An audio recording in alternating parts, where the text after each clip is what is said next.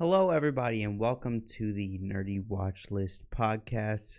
This is episode 1, the first official episode of the podcast. There was the pilot episode, but this is the first official episode.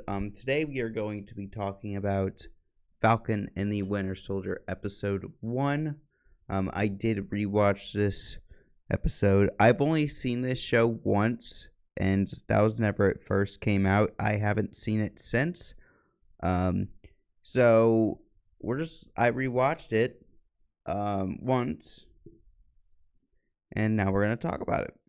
And I'm gonna give you my review / I just want to chit chat about it, because why not?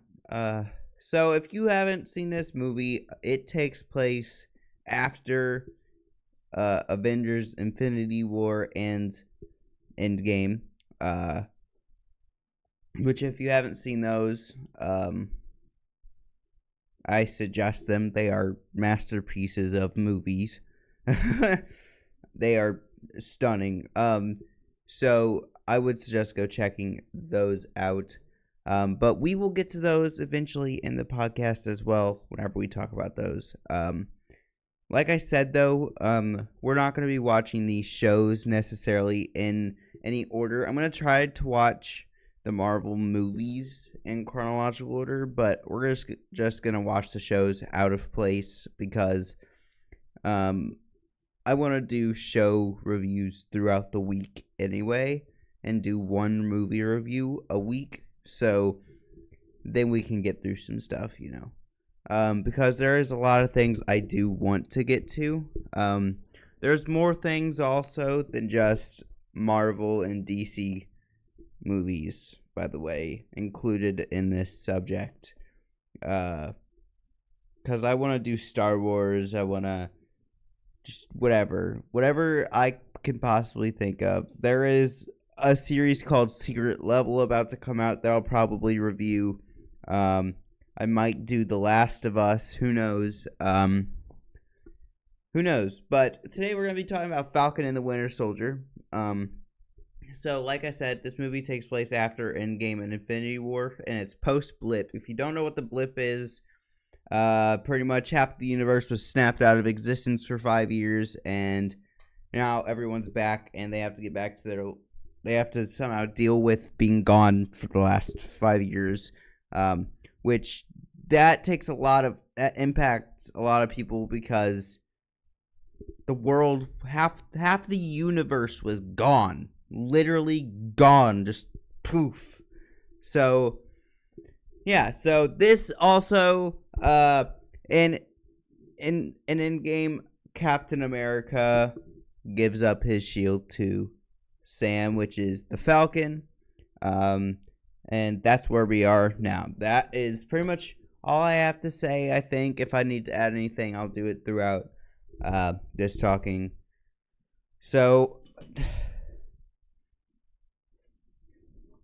first off, I would like to go out and say Falcon does not have the super soldier serum like Captain America had. So, he is not he doesn't have super strength. He doesn't have, any sort of things. He's just him. During all of this show, no super serum.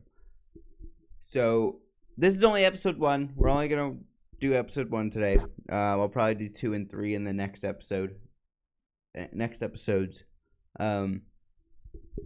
But I'm pretty much just gonna nerd out while talking about all this. So during this, Sam believes he doesn't deserve to be Captain America. The shield was handed to him by Captain America, and Steve Rogers believed he could be the next Captain America.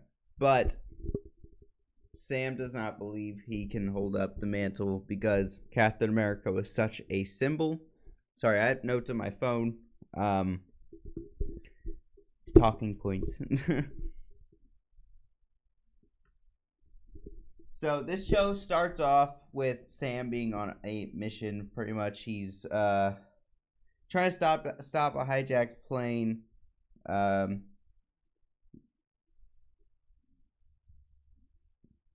And he really does use some smart techniques during all this. Like, he flies around with his wings. He's very aerodynamic with his moves during all of this. It's a pretty cool fight scene because he's fighting people in wingsuits, and it's such a cool scene to watch. Oh, my phone shut off. And if you don't know who the Falcon is, sorry. All I can really say is read a comic book. But he is pretty much like person who uses literally wings. Like, he flies around. He also has a drone that he calls Red Wing, and he uses it during the show as well. He uses his wings as a shield during this show, by the way, to stop bullets, and it is so awesome. Because those wings have to be so strong. I wonder if they're vibranium wings. That would be sick. There is this character named Torres, Joaquin Torres. He is pretty much like the sidekick to Falcon in this show. Apart from the Winter Soldier, of course, they are the duo of this show, the Falcon and the Winter Soldier. Which we will get to the Winter Soldier here in a bit.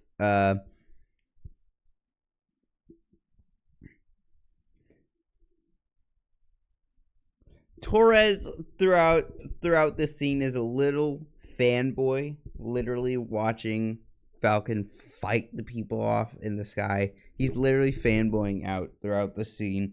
The Flag Smashers, which we will get to in a bit more, but the Flag Smashers are pretty much the bad group of this show. Which we'll go in deeper, I think, throughout the next few episodes. This episode 1 was kind of slow. It's kind of a build-up episode to give you a little story. Nothing major really happens throughout this episode. So, the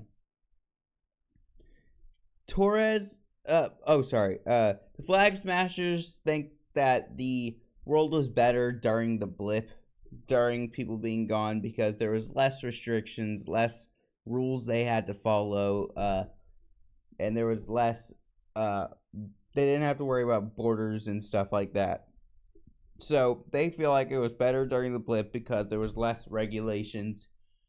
But people came back, and like, you haven't seen the movie Spider-Man Far From Home, it shows during the blip, people were literally coming back, and like, the kids that they were growing that were younger than them were in the same grades as them. The kids that didn't blip, that were in their class, already graduated. They had to repeat the school year. Some people were coming back and their homes were gone.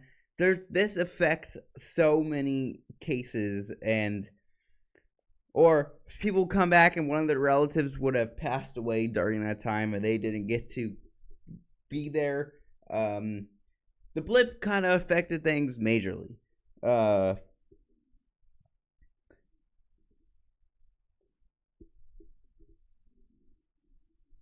Torres ends up making a comment about Steve Rogers being on the moon because we really haven't seen him since Endgame.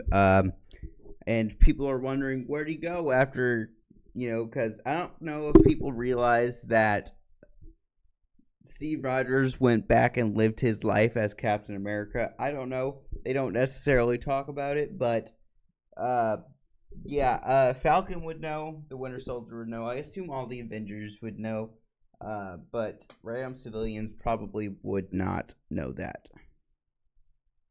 You get to see Rhodes in a scene, because Sam goes to give a speech in Washington, D.C. You see Rhodes in this scene. Rhodes actually ends up having a conversation with him. But Falcon in this scene is giving up the shield to, pretty much he's giving it up to the government for a museum for Steve Rogers rather than him taking up the mantle for Captain America. But the government ends up having different plans in mind for this, which we will get to later on in this episode. Because he ends up giving this speech and then about how he feels like it's a symbol and he can't hold up, the symbol that Steve Rogers was. Because he said he felt like it belongs to someone else, which is what he really said in Endgame, is he felt like it belonged to someone else.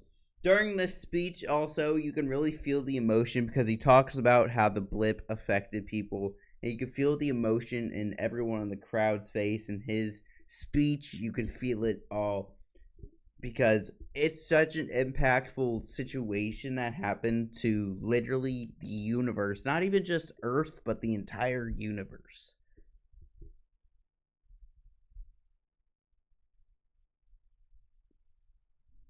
In the next scene, you really get to see the Winter Soldier in action.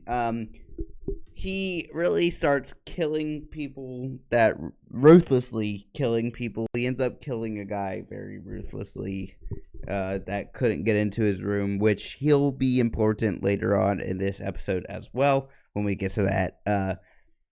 But he ends up killing a group of people, and then he wakes up from this dream because it was a nightmare about something that he actually did do.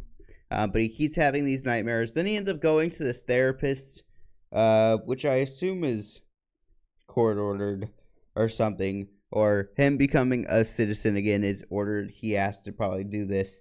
But Bucky is a free man. In the last few movies, he was on the run, apart from Avengers Endgame and Infinity War. But in Captain America Civil War, he was on the run because someone framed him for blowing up a Wakandan embassy or whatever the place was, which was rough because Zemo, which is the guy, he was like the bad guy in that movie, which we'll talk about that movie when we get there. But I assume Bucky ends up having to talk to the counselor because he was probably ordered to do so to be able to legally just be a civilian after everything that's happened.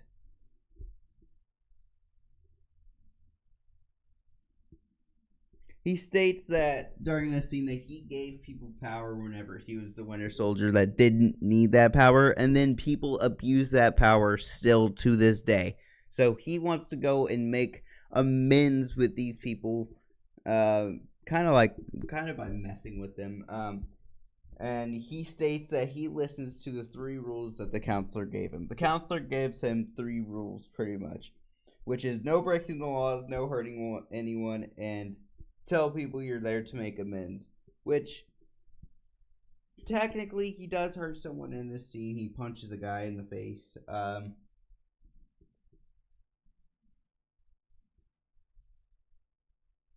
And since Endgame, he's had, no friends, nothing, because he was the Winter Soldier for so long, and he's kind of got no contacts apart from Falcon, which he's also ignoring on his phone. He's kind of ignoring everyone on his phone, and he kind of lives a closed-off life. And he states that whenever he was in Wakanda, there was a little calm in his life. And since then, everything's been fight after fight after fight, and everything before then was fight after fight after fight. So whenever he was in Wakanda, that's when he had a little bit of peace. The counselor states that he needs to build his life back up and talk to Sam, really, because you shouldn't be ignoring your friends. Sam goes and visits his family in Louisiana. So his family stayed alive. Sam got blipped during the blip. He was gone for 5 years. His family, which is his sister and his nephews, they survived, and she had to hold up on the house and boat and everything while the world was blipped. So everything was rough. Making money and stuff was rough because she was by herself in all of this. But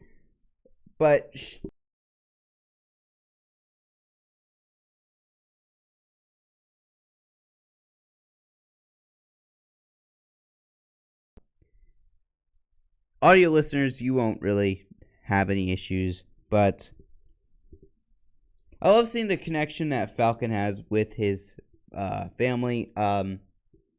His sister tries to sell the boat that they grew up on, and he says he doesn't want it and that he can get loans. And then the sister says that she doesn't want him being an she doesn't want him using that he's an Avenger to get money to help benefit whenever she feels like she can do it on her own if she has to, or she feels like she should just sell the boat.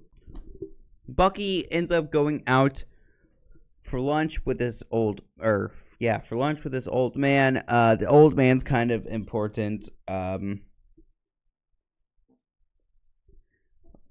Because the guy, apparently the Winter Soldier, aka Bucky, killed his son, which is revealed then that the guy who couldn't get into his room that Bucky killed was the guy's son. And the old man doesn't know who Bucky is. He doesn't know that Bucky's the Winter Soldier. He doesn't know that the Winter Soldier killed his son.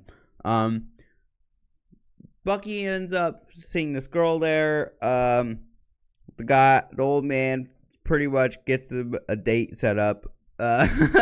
Bucky ends up going on a date with this girl who does not know he is the Winter Soldier. Which she's not necessarily important to the show, but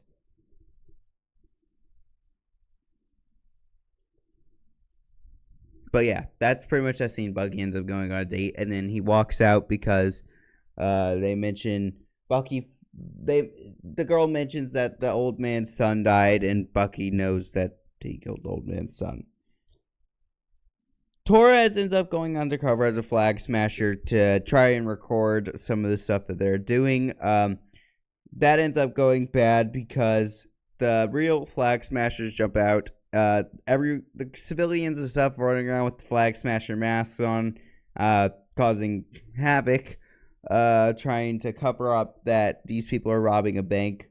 The flag smasher, Torres tries to stop one of the flag smashers, ends up getting his butt kicked.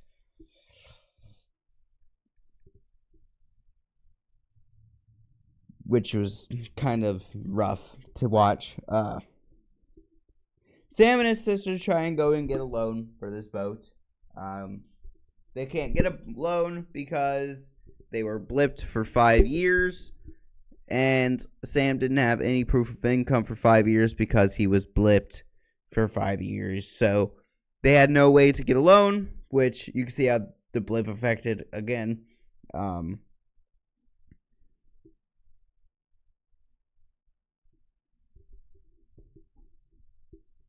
And that's kind of rough because not being able to get a loan during this situation would be rough because you can't control the fact that you were gone off the existence.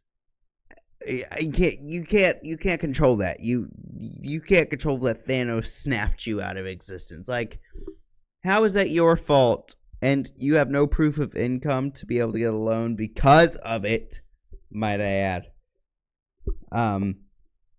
Then you end up hearing the government make an announcement over the news that they have made a new Captain America, and they gave the shield that Sam gave up to the government for a museum for Steve Rogers. They gave that shield to this guy, John Walker, who is actually U.S. agent in the comics. But he's supposedly the new Captain America, which is so disrespectful, for one, that the government did that. For two, the guy who played this guy got so much hate for this role. Oh my god, that poor guy. And I really like the actor, Wyatt Russell. But but he got so much hate for that. But oh my gosh, this was disrespect. This was just straight up disrespectful on the government's part. They disrespected Sam, and yeah, that is pretty much where that episode ends. Which kind of leads up to where the next episode is going to start. This show is going to get chaotic before the end of it. And I'm excited to talk about it with you guys. I feel like being able to talk about this show, oh my, talking about these shows, because all these shows I've just wanted to just chat about, and I feel like having a podcast is the best way to just do that. I can just speak my mind about all of these shows, and it's fun. But now on to our second segment of today's episode. Episode 2 of Falcon and the Winter Soldier. Falcon and the Winter Soldier episode 2 has a lot more events going on. A lot happens in this episode. But this episode starts off with John Walker. Also, episode 2 is titled Star Spangled Man. You know, like Star Spangled Man with a Plan, Captain America. You know, episode 2 starts with John Walker. John Walker is the soldier who has been given the honor of being the new Captain America. The government gave this guy the shield. And, you know, he seems like he has good intentions when being given this honor. When stepping into this position, seems like he has good intentions. John Walker in the comics was U.S. agent. He is like a Captain America bad guy named U.S. I think it's U.S. agent, right? But he will be also appearing in the new Thunderbolts movie. But John Walker pretty much doesn't want to fail the world.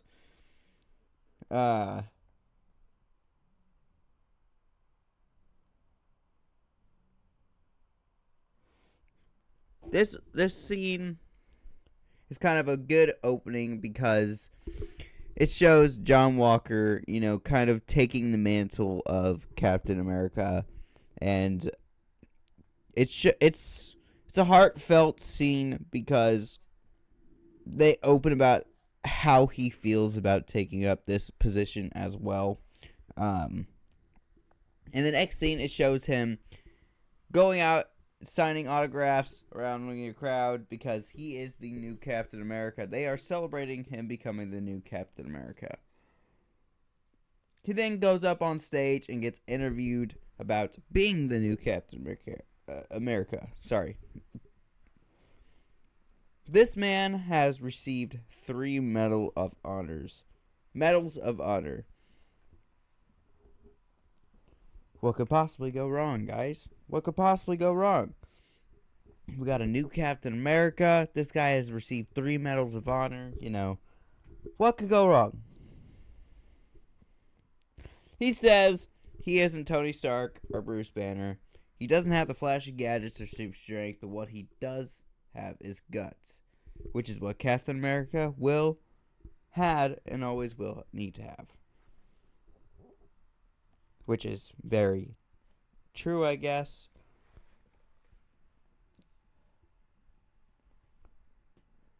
The only difference is this man does not have the super soldier serum, guys. He is a super soldier serum-less guy. He is pretty much just a soldier. This man was like a little fanboy of Captain America. He says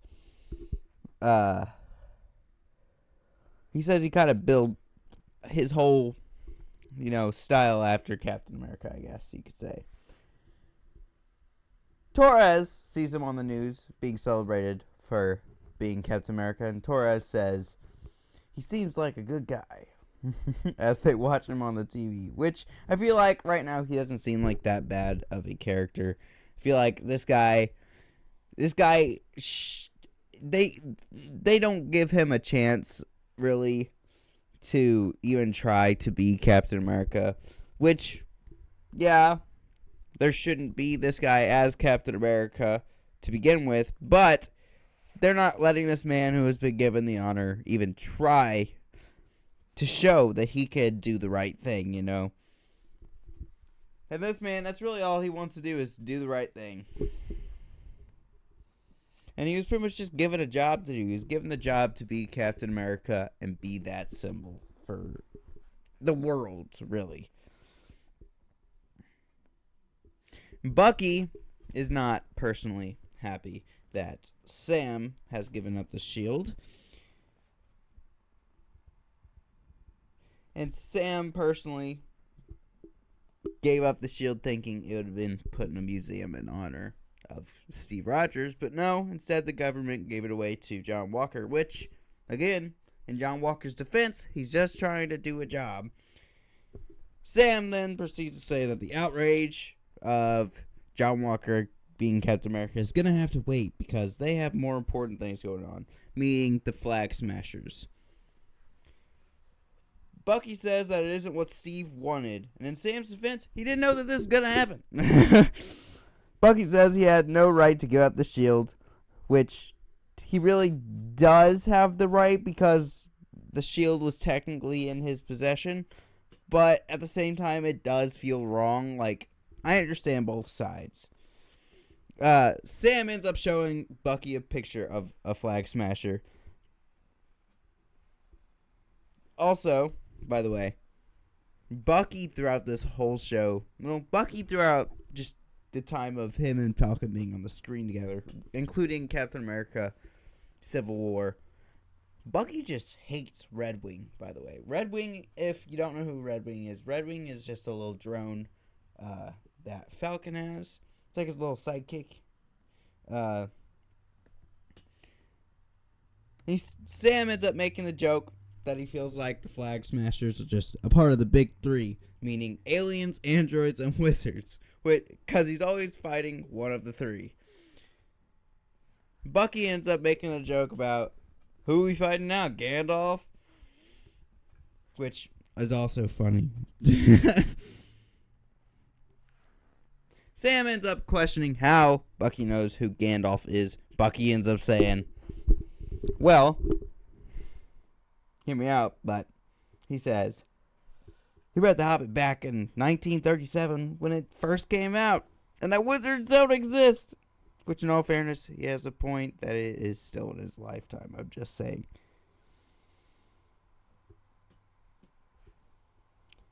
Sam ends up saying Doctor Strange is a wizard, so Bucky ends up saying, nah, he's a sorcerer. I love my little recap of what's going on. Give me a break, guys. It's only the second episode of the show. It's only the first episode of the podcast.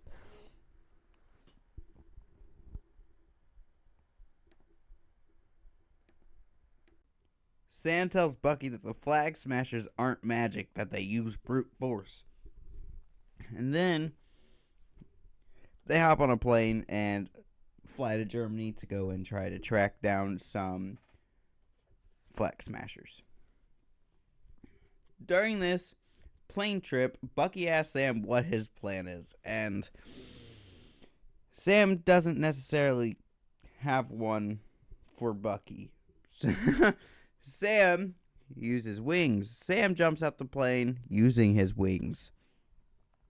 Bucky does not have a parachute. They do not have parachutes on this plane. So, Bucky has to just jump out and hope that his metal arm will save him. And he goes crashing through the trees, and it looks super painful.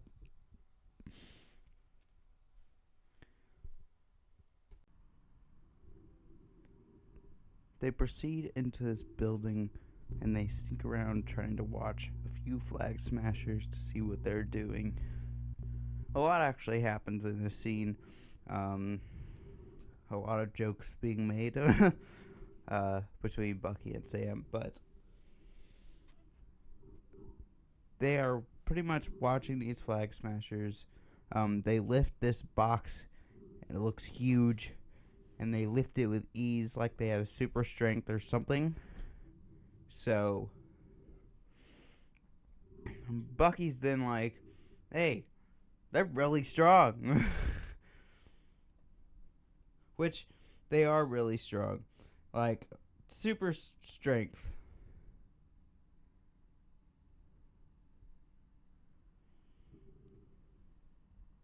These bad guys get in the truck, and the bad guys, I should probably call it by their name. The Flag Smashers get in the truck, and Red Wing scans the truck and sees there's another person hiding in the back of the truck. Sam thinks that this person in the back of the truck is a hostage. So the trucks then pull off, pull away, and everyone starts going and chasing after them. Bucky runs after the trucks. Sam flies out and flies to the trucks. Bucky gets into the back of the truck and sees the girl that's in the back of the truck. She launches Bucky back out of the truck by kicking him. And turns out she's not a good person either. Sam finally shows up, and then he gets kicked to the ground too. And then John Walker, Captain America, shows up, and he hits someone with a shield. Like, that's what we needed right now. And he thinks that they could use some help. These guys are not happy with this man being Captain America, by the way. Everyone starts fighting on top of the trucks. This is a very cool scene because you see Falcon flying around. Bucky's attached to the bottom of the trucks. And then, while Bucky's attached to the bottom of the truck because he got knocked off during this fight, Sam flies underneath the trucks and grab him, and then they fly off into the dirt.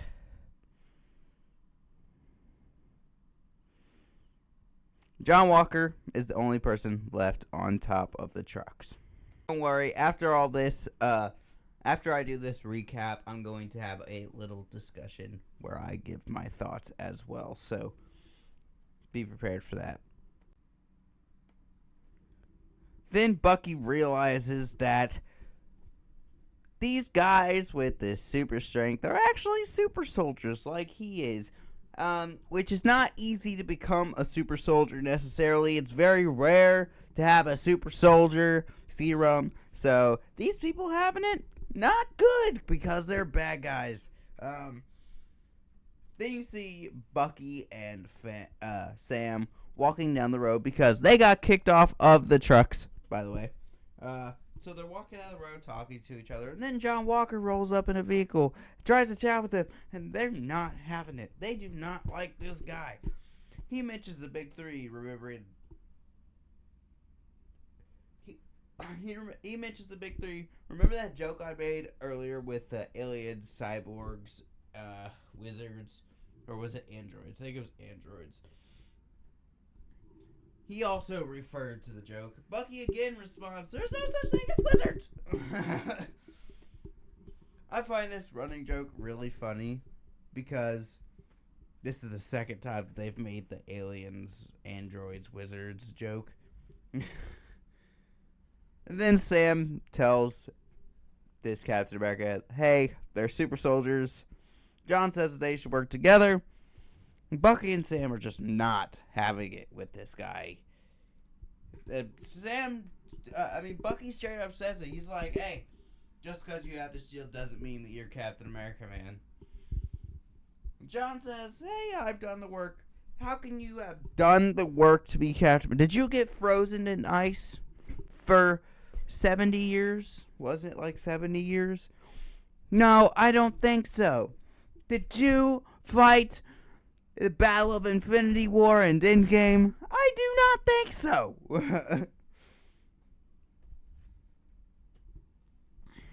Bucky ends up asking if he's not jumped on top of a grenade before, referring to a scene that in the first Captain America movie, which we will be watching later this week.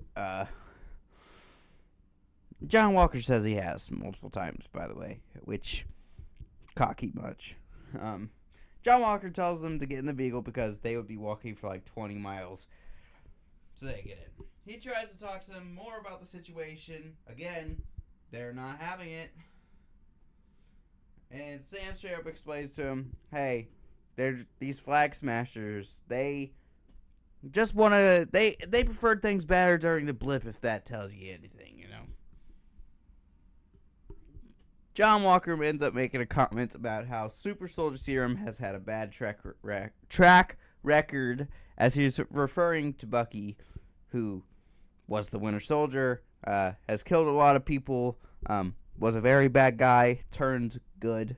Bucky Barnes was a good guy, brainwashed to be pretty much a killing machine, kind of like an evil John Wick. Anyway, these guys say they weren't tracking the Flag Smashers. They were tracking Sam because his equipment is government property, and they are the government. He's cocky.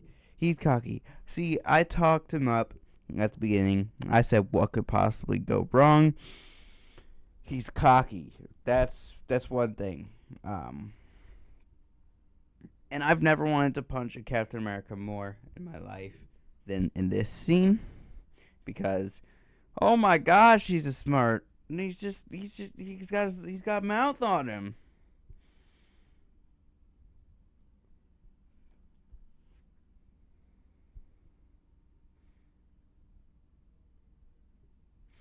Walker continues to end up asking them to join. Bucky ends up yelling, no, and then tells them to stop the car. Bucky gets out and starts to walk away. And then Sam also gets out and walks away as well.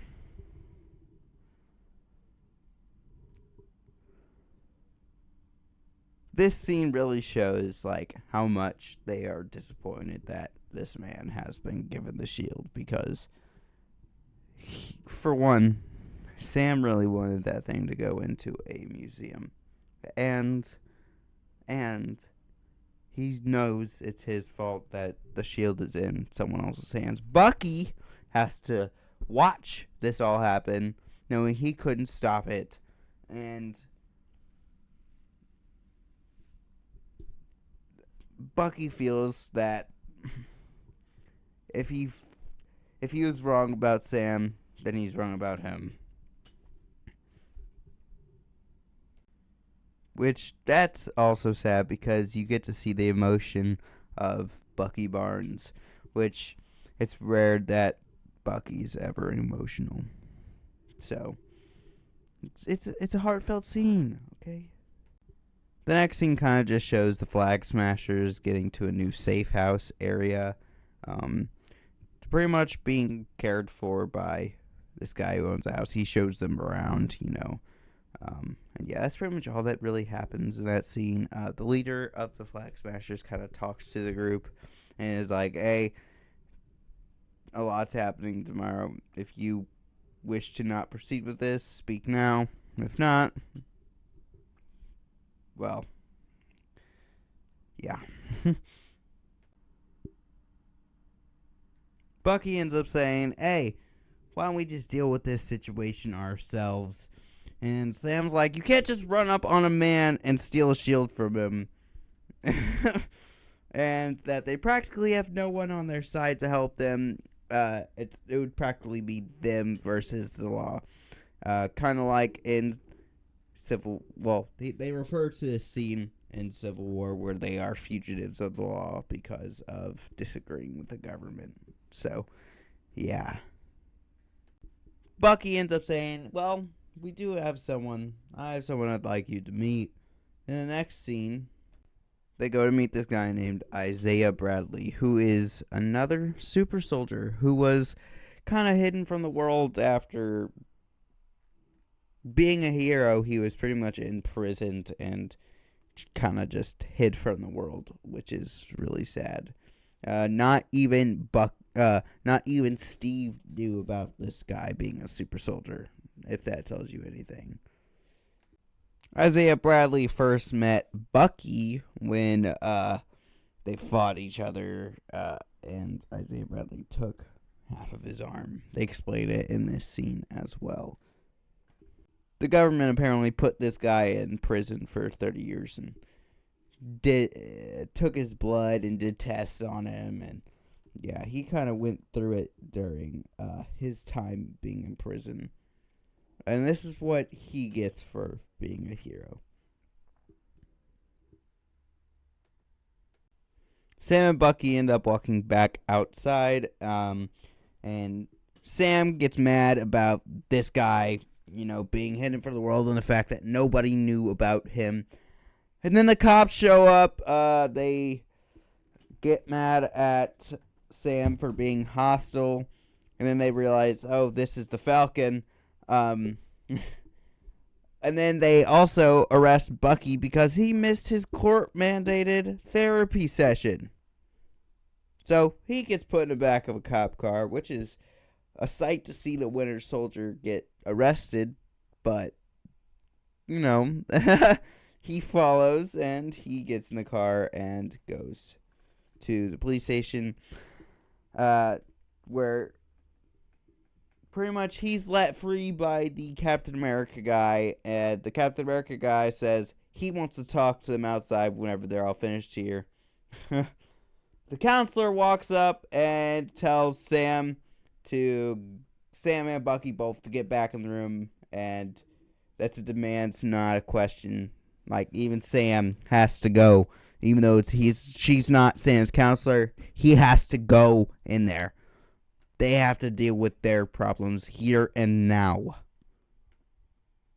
Also, I find this therapist very funny because she's so demanding, and it's funny how demanding she is to, for one, the Winter Soldier, which he's not a bad guy, but if he was the bad guy that he was, he'd kill her instantly. So I'd be terrified of this guy personally. I probably wouldn't be yelling in his face. And for two, Sam, who's also an Avenger, like, you're demanding an Avenger, but with that being said, I love it because she's a badass. This is a big moment for these two because it kind of shows their bond as a team and how it's going to grow throughout this show. Because they start off very rocky in this show, but I assume by the end they will grow as a team. Bucky ends up saying it aggravates him that Sam gave up the shield, which, in all fairness, makes sense. Because, duh.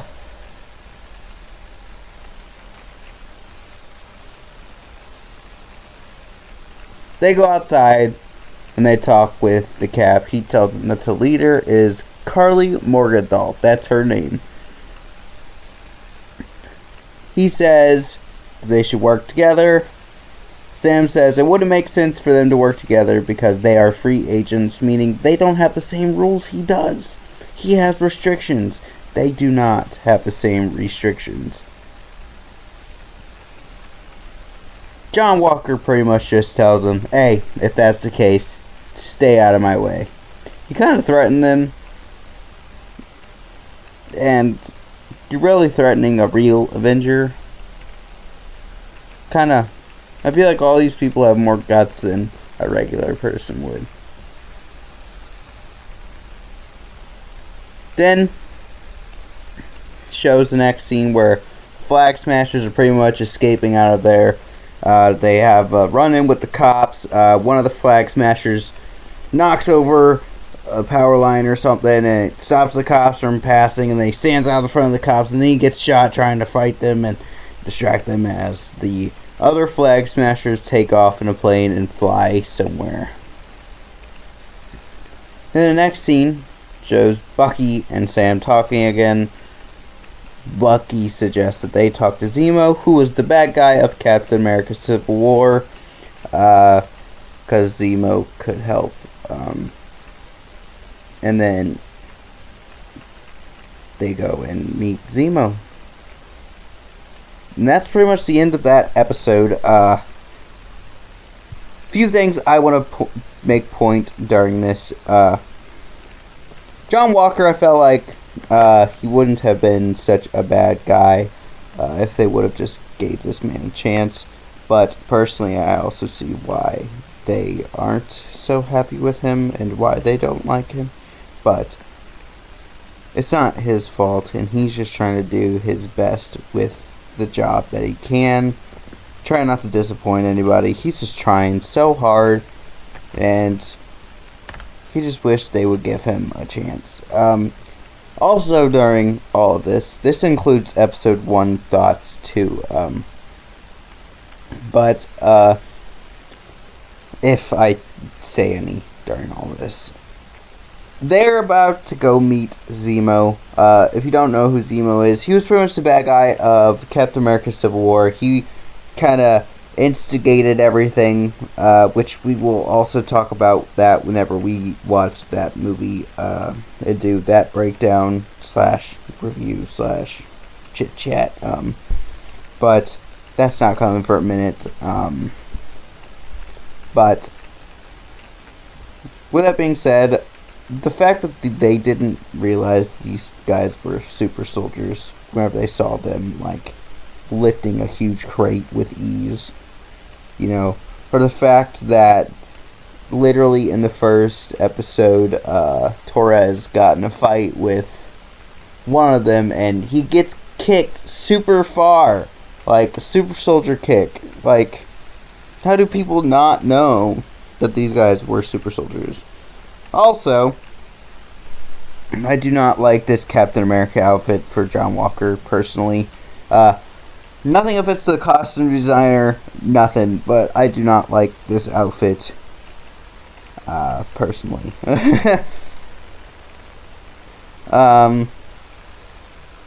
Yeah, I feel like this guy really isn't getting the hint that they didn't want to work together. But also, fairness to him, he kept trying and trying. That's more than I would have done, you know. Also, the guy who's with this Captain America guy, he's also just as cocky. But I feel like he's also a little funnier with some of his. But they're both really cocky characters throughout all of this. Also, I see them meeting Zemo going poorly. I have not watched this show since it came out, and it's very foggy to me what actually happens.